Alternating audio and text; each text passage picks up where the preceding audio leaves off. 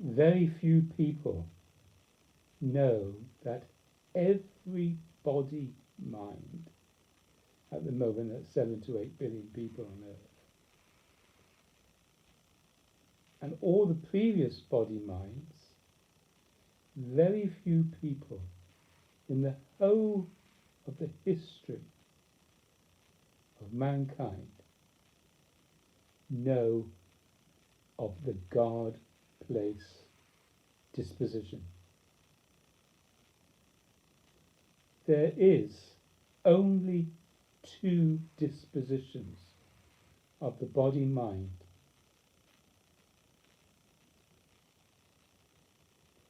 The God disposition, when the body-mind is God-possessed, is stable. It's what's called Sila, S-I-L-A. Equanimity, beautifully balanced. That God disposition is very rare, but possibly it's not as rare as you might think if you thought about it, which I doubt you ever have. It's the enlightened disposition. It's the disposition of being God-possessed. It's the disposition of allowing the God energy, the Spirit, to live you.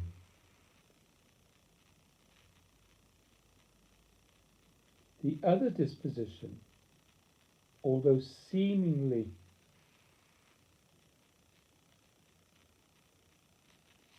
not a disposition, because it's very varied. You might say there's the angry disposition, there's the anxious disposition, there's the fearful disposition, there's the doubtful disposition, there's the depressed disposition, there's the excited disposition, there's the disposition of stimulation and consolation. It appears that there are more than one of these other than God dispositions. No, it is simply a disposition that is full, that is totally governed by, it's self-possessed by the ego. And the ego is likened to the clenched fist, and the God disposition is likened to the open hand. The egoic disposition, this disposition is strangling. It's a strangulation of the God disposition. And it's not necessary. It's that disposition that is always in conflict, in dilemma. It's always seeking for some kind of relief and release. It's the disposition that wants to be right and points fingers and says you are wrong. It's the disposition that creates an imagination in their head. It's a disposition based entirely upon fear. It's a disposition that is alien to God. It's a disposition that is very, very narcissistic, always dwelling, always thinking. It's a disposition that is full of competition and blaming and seeking and always dwelling on the past and trying to work things out. It's the disposition of absolute selfishness. It's never at peace. Not really at peace.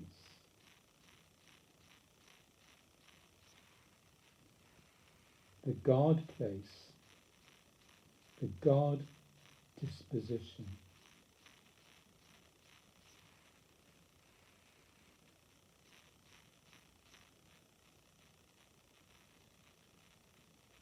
is one of utter love, bliss, joy, delight, intimacy.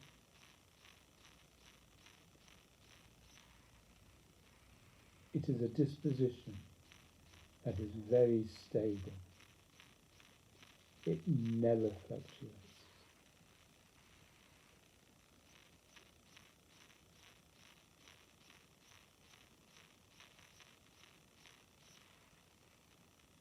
The God disposition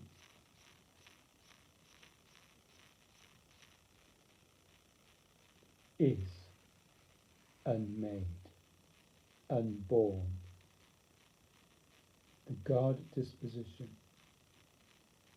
is always already the case.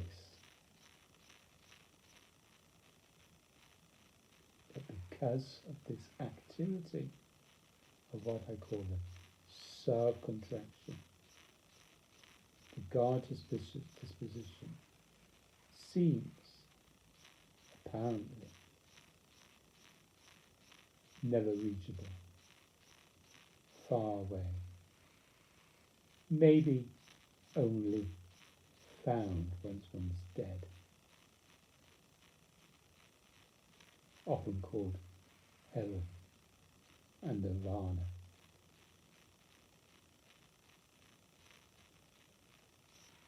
This disposition is full of dreams, and as I say, imaginations and beliefs.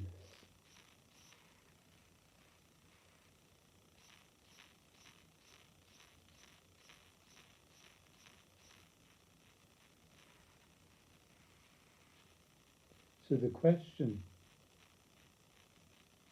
arises, how does one stop living this life of dilemma, confusion, unhappiness, suffering, always at war with one another, the life of duality, never constant, always fluctuating. How can we get from there to there?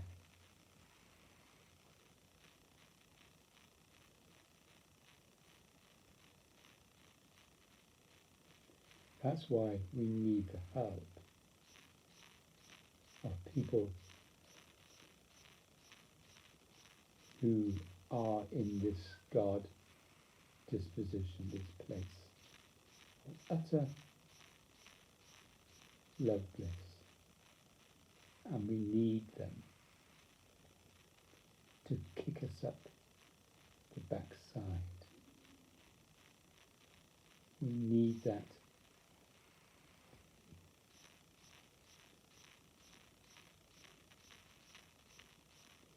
from this disposition.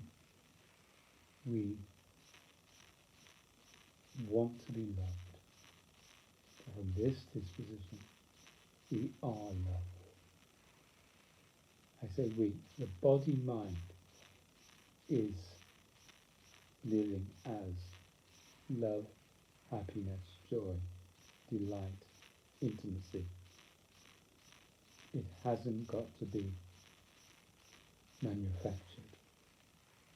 In this disposition, always being wanting to be loved, full of manipulation, full of emotional blackmail. That's how you are, unless you're here. From this disposition, the ego thinks it has a right to live, thinks it has a right to have a point of view.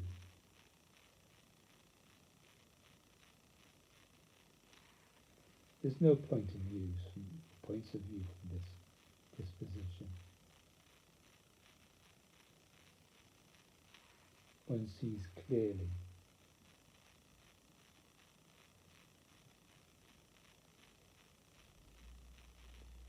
Jesus said, "You've got eyes, but you don't see. You've got ears, but you don't hear." The man or woman living in the God disposition sees so very clearly.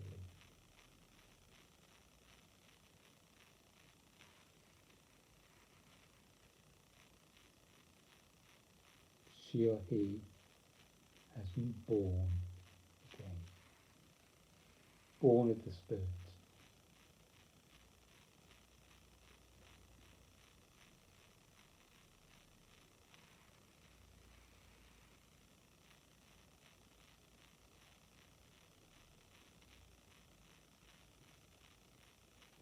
If you have a heart inclination to be free of your narcissistic, self-possessed life,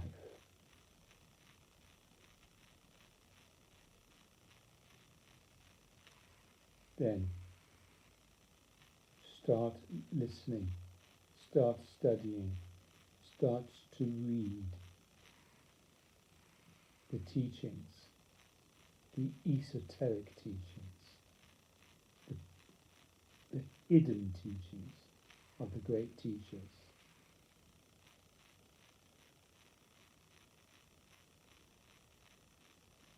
The spiritual masters.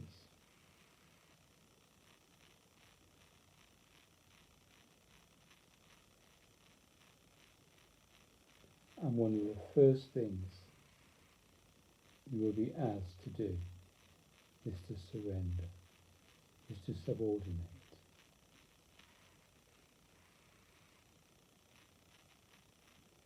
Is to live a life of devotion.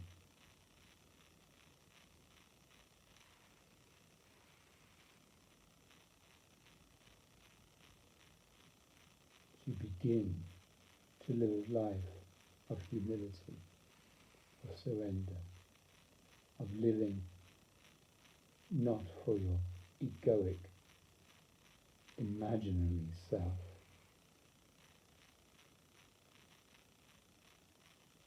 but living and doing all actions in praise, in glorification of the God state, of the God person, of the divine person.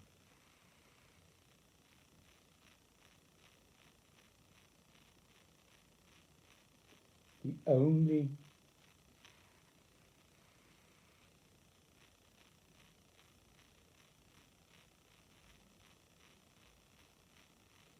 reason, I'm not quite sure what the right word is, that is preventing every human being, every body mind, from living a life of utter bliss, happiness, joy, which outshines the world of warring, W-A-R-R-I-N-G. Well, that's what everyone's doing. I want to be better than you. I am better than you. No, you're not. You're better than me. No. To be free of all of that nonsense. To live a life with utter bliss and stability. God made requires this activity of what I call self-contraction to stop. stop doing this strangulation of real God, the God of the ecstatic life, the God, the Spirit, the God that is already happy, joy, delight, love, for no apparent reasons.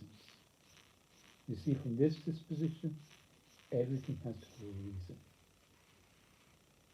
You need more and more.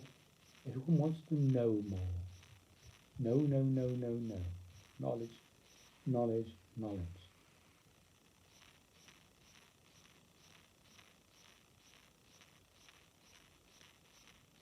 Do you know what this cross means?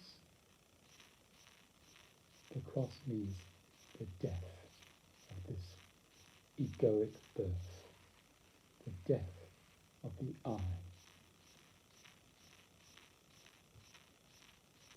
The ego has to die.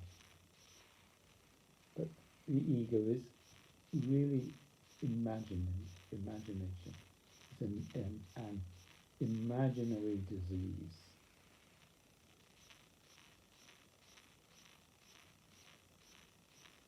It seems real, just like the waves of the ocean. They seem real, but they're not. There aren't any waves. Catch a wave. You can't catch a wave. You can't keep a wave.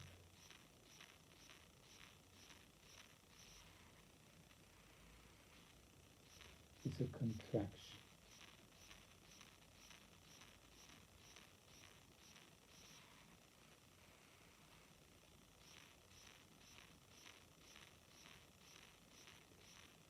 To want to live as God intends for your body-mind, so that's what this is a body-mind, isn't it? For this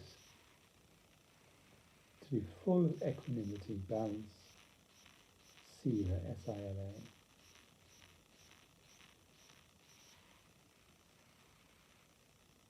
then this has to stop.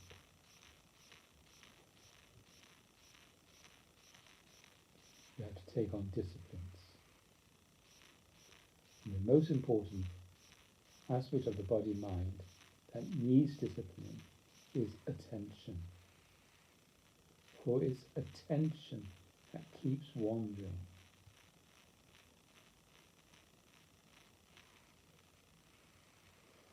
And it's attention that dictates one's destiny. You put your attention on the light switch, and you go to switch the light on. Oh, so that's part of your destiny. There's something over there that you want. You've got to get up and get it. Attention gravitates to this, that in the other. But whatever your attention goes on to, it's to satisfy you. It's to gratify you. It's to fulfill you. All that imaginary nonsense.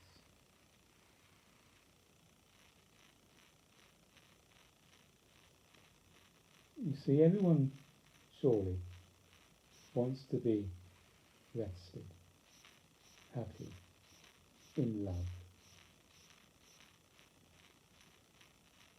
Because as it says in the Bible, the conditions of life, the material world, doesn't bring us happiness.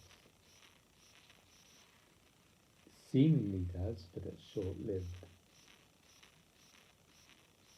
But the body-mind is truly, in that disposition of God, already happy. That's what there is to find out.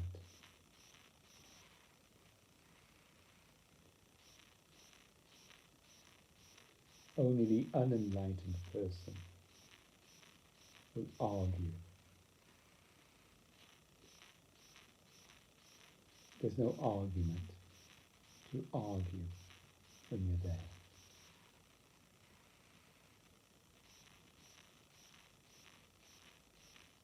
are there any arguments around the world, any debates about water not being H2O? There have been arguments around the world, and there still are in some circles, that the earth is not round, it's flat. I would say the majority of us accept that the earth is round, so we don't need to argue about it. Do we argue about the fact that fire is hot? No. The vast majority of people accept that fire is hot and it burns. There's no need to have a debate on that. But the vast majority of people do not know what I'm talking about.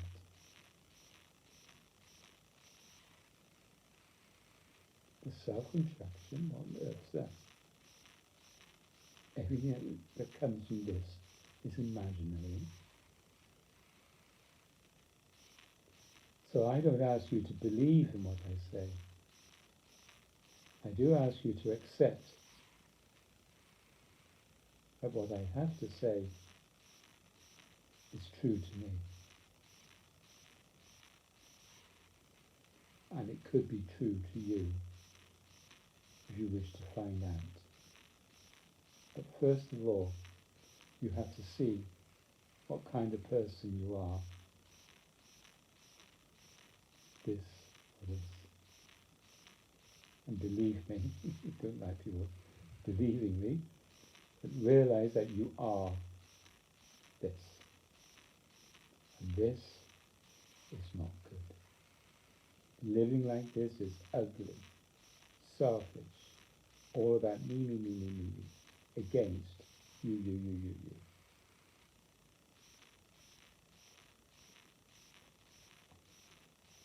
Full of dilemma.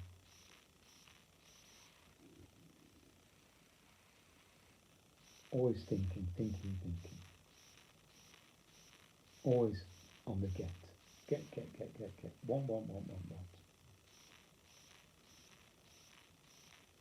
How shall I be satisfied today?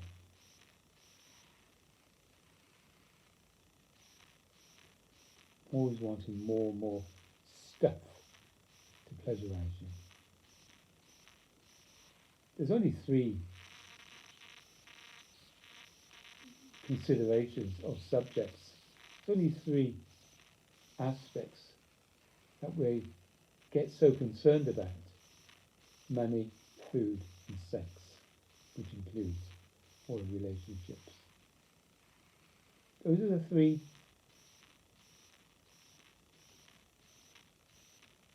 main interests of this disposition.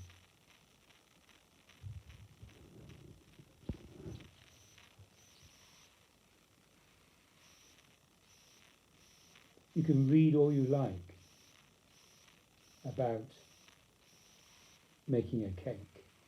It's only when you're making a cake can you truly understand what you've read about. You can read all you like about wiring an electric plug, but it's only when you're actually doing it, and have done it, that you can realise what you have read about it to be true. You can read all you like about playing a musical instrument, etc.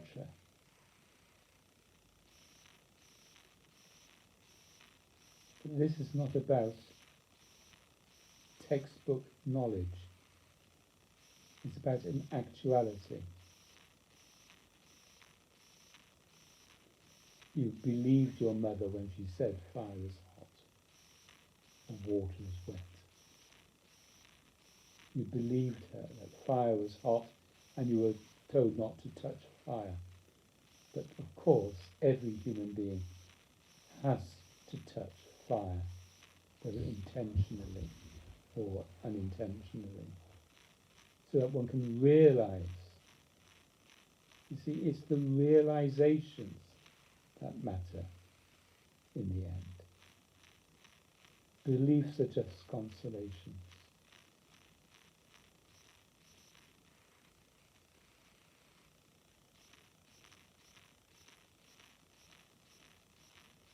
So how, well, if you wish to, how does one get from this to this? It says in the Bible, in the twinkling of an eye.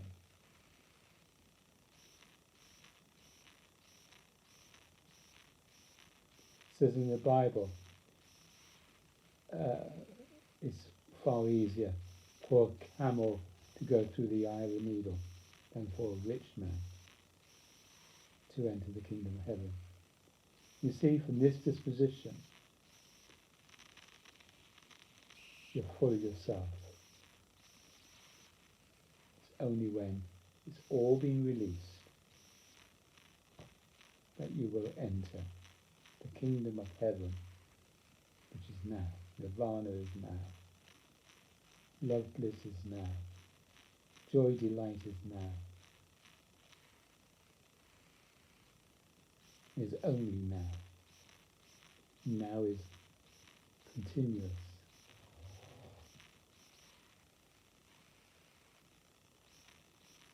People might ask me, what have I done today?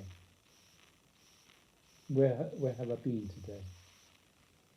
The enlightened disposition, when one is there, is constant. So you don't go anywhere. You don't do anything. And the body-mind is not being prevented by the self-contraction.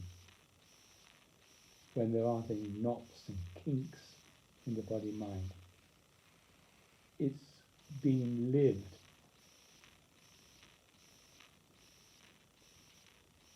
constantly in such a way that there is no feeling or sense that you're doing anything. I don't feel that I'm talking. I don't feel that I'm hearing and listening to the words. I don't feel that I'm moving my arms. There's no sense that there's this uptightness, stress, tension, contraction. I'm fully aware that I am being lived. Ask yourself these simple questions. Are you growing your own hair?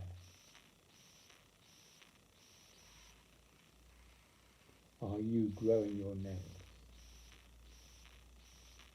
Are you circulating your blood? It's all happening. It's ongoing. There's no you doing it. But I tell you, once you realize that you don't need to do this contraction, many ailments will disappear.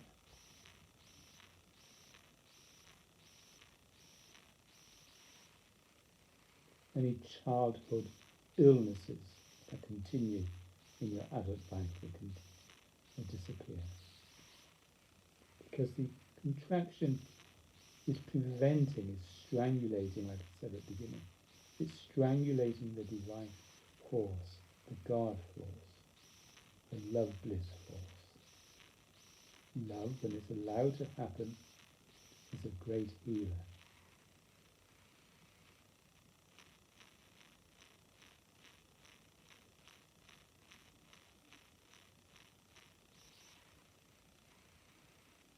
Everyone is suffering this imaginary disease of the self-contraction.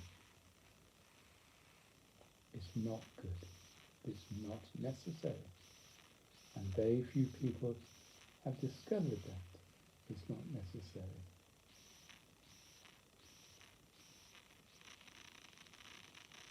It's the self-contraction that is at the root of you calling yourself a me and pointing your finger at a you.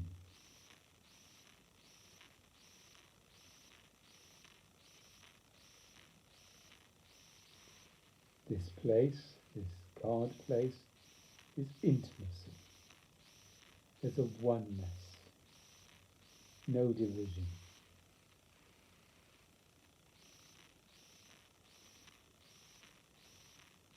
It's a disposition, the most inherent and natural disposition.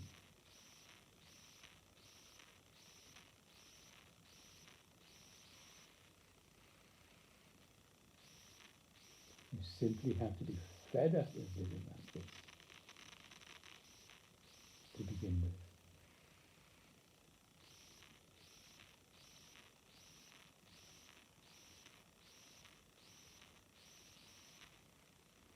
I've gone through hell to finally be here.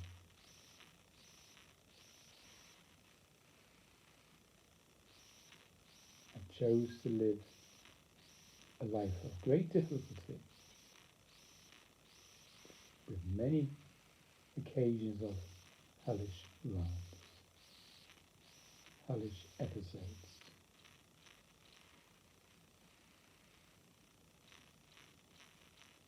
Which I won't go into.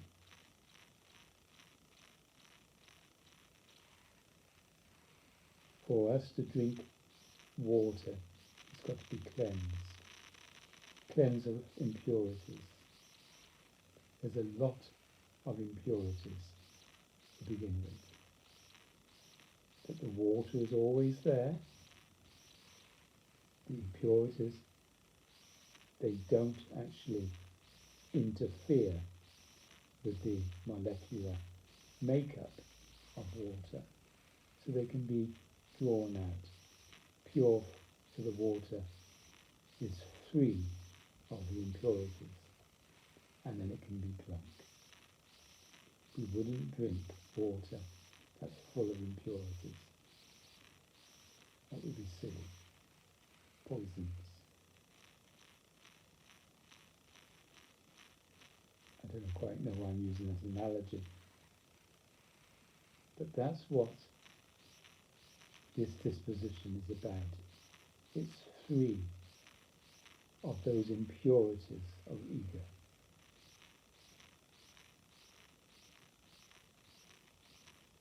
It's not tainted by ego.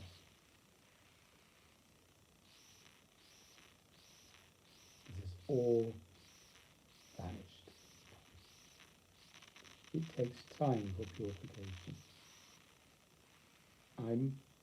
This is a living process.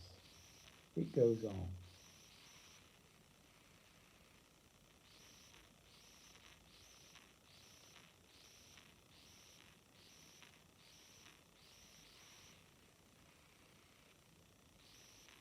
It's what's known as, in Sanskrit, sadhana, spiritual practice. And it's all down to attention, as I said earlier. Attention has to be redirected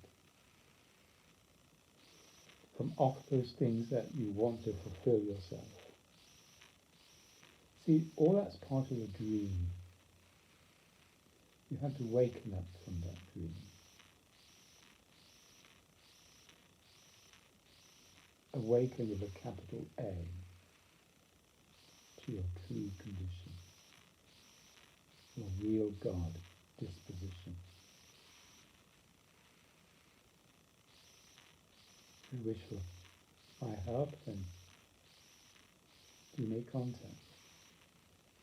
Thank you for listening. This or this. You didn't know you had a choice, but now you know.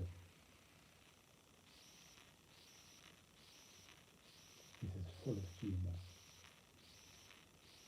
divine humour, totally different to egoic humour. There's a saying, Before enlightenment I cooked rice, and after enlightenment I cooked rice. Or you may have heard it, before enlightenment I chopped wood, and after enlightenment I chopped wood. The only thing that's changed is the disposition. Cooking rice from this disposition is not the same as cooking rice from this disposition.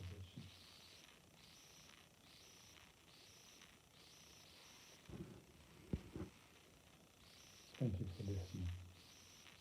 I leave you with that to ponder on.